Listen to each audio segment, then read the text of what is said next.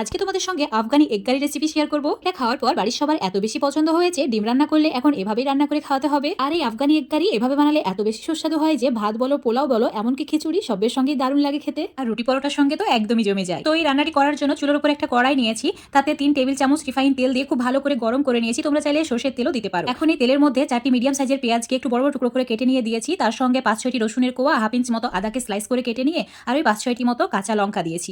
এখন হালকা গোল্ডেন করে ভেজে নিতে হবে, খুব বেশি লালচে করা যাবে না। ঠিক এরকম গোল্ডেন করে ভেজে নিয়ে একটা মিক্সচার জারের মধ্যে তুলে নিয়ে ঠান্ডা করে নিতে হবে।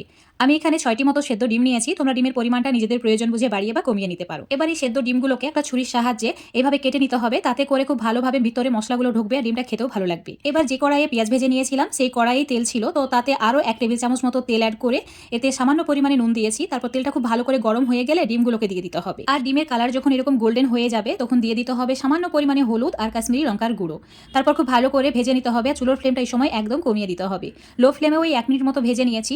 তো খুব সুন্দর একটা কালার চলে এসেছে। ঝান্নার সাহায্যে এখন এই ডিমগুলোকে তুলে প্লেটের মধ্যে রেখে দিচ্ছি। আর এদিকে যে পেঁয়াজটা ভেজে রেখেছিলাম সেটা সম্পূর্ণ ঠান্ডা হয়ে গেছে। তো 1 মুঠি ধনেপাতা অ্যাড করে তাতে সামান্য জল দিয়ে একদম মসৃণ করে একটা পেস্ট বানিয়ে নিচ্ছি। আর ডিম ভাজার পর কড়াইয়ে যে তেলটুকু রয়ে গেছে তাতেই রান্নাটি করে নেব। তো এই তেলের মধ্যে হাফ চামচ গোটা জিরে, কয়েকটি গোলমরিচ, তার সঙ্গে 2টি এলাচ আর দারচিনি দিয়েছি। হালকা একটু ভেজে নিতে হবে। তারপর যে পেস্টটা করে রেখেছিলাম সেটা সম্পূর্ণ দিয়ে দেওয়ার পর একটু সময় নিয়ে কষিয়ে নিতে হবে।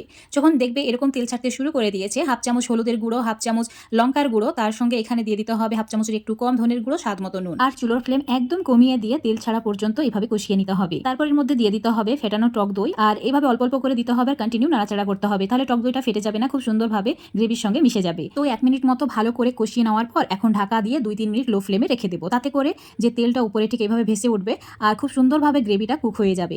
আফগানি এগ কারির জন্য গ্রেভিটা খুব ভালো করে রান্না করতে হবে। এখন এই গ্রেভির মধ্যে ভেজে রাখা ডিমগুলোকে দিয়ে দেবো। আর এই সময় চুলোর ফ্লেমটা একদম কমিয়ে দিতে হবে, মানে লো ফ্লেমে রান্নাটি করে নিতে হবে। সমস্ত কিছু ভালো করে একবার মিশিয়ে নিচ্ছি। মেশানো হয়ে গেলে এর মধ্যে দিয়ে দিতে হবে সামান্য পরিমাণে জল, যাতে করে এই গ্রেভিটা পুড়ে না যায়, মানে কড়াইয়ের নিচে লেগে না যায়, তাই সামান্য পরিমাণে জল দিয়েছি। এখন ওই হাফ চামচের একটু কম গরম মশলার গুঁড়ো দিয়ে ভালো করে একবার মিশিয়ে নিতে হবে। তারপর দিয়ে দিতে হবে গোটা কাঁচা লঙ্কা, ওই 5-6টি মতো। তোমরা চাইলে এখানে কাঁচা লঙ্কার পরিমাণটা কমিয়েও দিতে পারো বা না দিলেও হবে।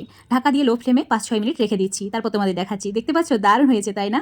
এটা গরম ভাত, লুচি, পরোটা, রুটি, এমনকি পোলাও, ফ্রাইড রাইস সবের সঙ্গে জাস্ট জমে যায়। এটা থাকলে আর কোনো কিছুই লাগবে না। এত সুন্দর একটা সুগন্ধ বের হচ্ছে, তার সঙ্গে দেখতেও দারুণ হয়েছে। তো আজকের এই আফগানি এগ কারি রেসিপিটা যদি তোমাদের ভালো লেগে থাকে, বাড়িতে একবার হলেও বানিয়ে খেয়ে দেখবে। তারপর লাইক, শেয়ার, কমেন্ট করে দেবে। আর ফেসবুক পেজ থেকে যদি রেসিপিটি দেখো অবশ্যই পেজটিকে ফলো করে নেবে। ইউটিউব থেকে দেখলে চ্যানেলটিকে সাবস্ক্রাইব করে রাখবে আরও এরকম সহজ সুন্দর লোভনীয় রেসিপিগুলো পাওয়ার জন্য। এখন শুধু গরম গরম সার্ভ করে নিলেই হলো। এটা দেখার পর তোমাদের দাদা তো মহা খুশি হয়ে গেছে আর বলে দিয়েছে 4টে পরোটা বেশি বানিয়ে দিতে। বোঝো কি অবস্থা, তার তো অনেক পছন্দ এই রেসিপিটা। তো বন্ধুরা দেরি না করে তোমরাও একবার ট্রাই করে দেখবে।